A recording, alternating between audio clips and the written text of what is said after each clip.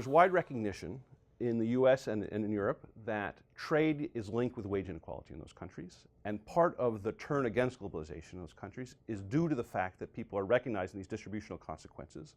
In many cases, the losers are upset, and the recent political events are to some extent an expression of that, of the fact that they're losing faith in trade. Less generally recognized is that there's a similar dynamic that happens in developing countries as well. In my research, I look on Mexico and I compare periods when there's a large devaluation of the Mexican currency, the peso, to periods when there's not a large devaluation. Exchange rate devaluations have similar effects to bilateral trade liberalization, not identical, but similar in the sense that the devaluation increases the incentive of firms to export. At the same time, the domestic market typically shrinks, and it certainly did in Mexico at the end of 1994 with the peso devaluation.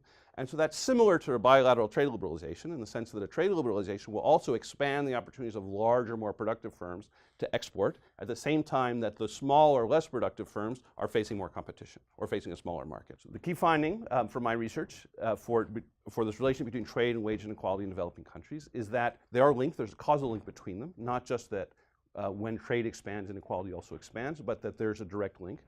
The mechanism that I've highlighted is a mechanism of quality upgrading and differential quality upgrading. So it's the larger, more sophisticated, higher wage firms tend to produce higher quality goods to sell to richer markets relative to the smaller, less technologically sophisticated, lower wage firms in the same country. And so when you have the quality divergence between the firms, that also maps into a wage divergence between the firms, and so you get this causal link between trade and wage inequality. The main policy message of my research is that there is this link between trade and wage inequality in developing countries, which many people didn't believe existed prior, and that policymakers need to take seriously the fact that trade, even in developing countries, is likely to increase social tensions, and they need to take measures to address that. And if not, they're likely to see a backlash against globalization in the poor countries as well as similar to the one that we're seeing in rich countries.